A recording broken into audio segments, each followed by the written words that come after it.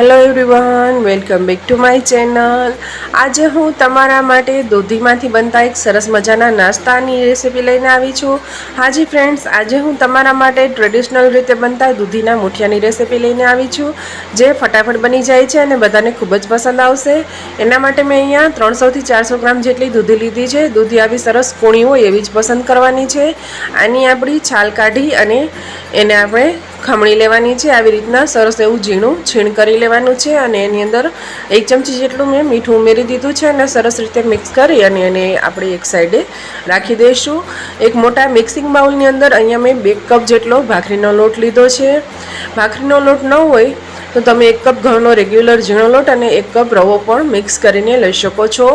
અહીંયા 2 કપ ભાખરીના લોટની અંદર જે ઘઉંનો દરદરો લોટ આવે છે એ લીધો છે। એની અંદર આપણે 5 ચમચી જેટલું બેસન ઉમેરી દઈશું। બેસન ઉમેરવાના કારણે દૂધીના મુઠિયાનો ટેસ્ટ અને ટેક્સચર ખૂબ જ સરસ આવે છે।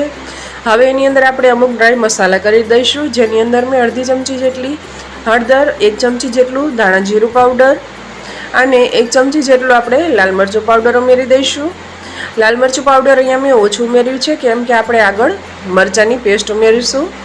અહીંયા 5 ચમચી જેટલો અજમો લીધો છે। આ અજમાને આપણે ગમે ત્યારે ગમે રેસીપીમાં ઉમેરતા હોય હંમેશા આવી રીતે બંને હાથેથી મસળીને ઉમેરવાનું, જેના કારણે એનો ટેસ્ટ એન્હાન્સ થાય છે અને અજમાના કારણે મુઠિયા છે એ પણ પચવામાં સરળ રહેશે। 5 ચમચી જેટલો ગરમ મસાલો અને 5 ચમચી જેટલી મેં હિંગ ઉમેરી દીધી છે।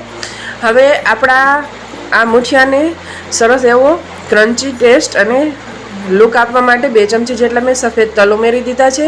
3 ચમચી જેટલી આદુ લસણ મરચાંની પેસ્ટ ઉમેરી દઈશું, જેમાં 10 થી 12 કળી લસણ, 5 થી 6 તીખા લીલા મરચાં અને 1 ટુકડો આદુનો મેં લીધો હતો। 5 કપ જેટલી ઝીણી સમારેલી કોથમીર ઉમેરી દઈશું અને જે આપણે દૂધી રાખેલી હતી એ ઉમેરી દઈશું। 2 મોટી ચમચી જેટલું ઘરનું મીડિયમ ખાટું દહીં ઉમેરીશું, જેના કારણે મુઠિયા છે સરસ સોફ્ટ બનશે। અને 2 ચમચી જેટલું આપણે તેલનું મોણ ઉમેરીશું।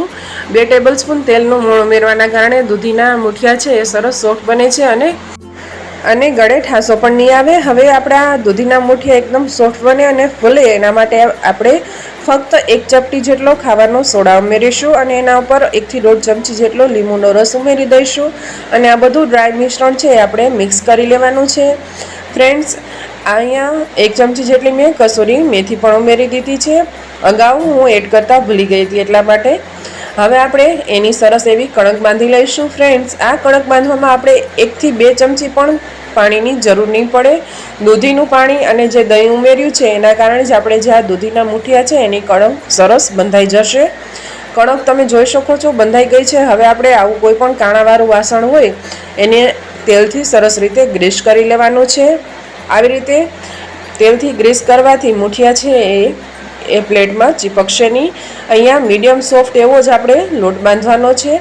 હવે દૂધીના મુઠિયા છે એટલે કે આવી રીતના નાનું એવું લોટનું પોર્શન લઈ અને પછી હથેળીમાં રાખી અને આપણા આંગળાની પ્રિન્ટ આવે એવી રીતના એના મુઠિયા બનાવવાના છે। એના કારણે જ આ દૂધીના રેસીપીનું નામ મુઠિયા પડ્યું છે। તમે જોઈ શકો છો એક પછી એક આપણા મુઠિયા બનીને રેડી થઈ રહ્યા છે। આંગળાની ઇમ્પ્રેશન આવે એવી રીતના મુઠ્ઠી વાળીને જ આ મુઠિયા બનાવવામાં આવતા હોય છે। ટ્રેડિશનલ રીતે આ જ રીતે બને છે। અહીંયા મેં બધા લોટમાંથી આવી રીતના નાના નાના સાઇઝના મુઠિયા બનાવીને રેડી કરી લીધા છે અને એને આપણે આ વાસણમાં ગોઠવી દઈશું। હવે કડાઈમાં પાણી ભરી અને એના ઉપર આપણે કાણાવાળું વાસણ ગોઠવી અને 8 થી 10 મિનિટ માટે એને મીડિયમ ફ્લેમ ઉપર બાફી લઈશું। અહીંયા તમે જોઈ શકો છો એકદમ સરસ રીતે આપણા મુઠિયા સ્ટીમ થઈ ગયા છે। એના માટે આપણે ચપ્પુ ઇન્સર્ટ કરી અને ચેક કરવાનું, ચપ્પુ સરસ એવું ડ્રાય બહાર આવે તો આપણા દૂધીના મુઠિયા સરસ બનીને રેડી થઈ ગયા છે।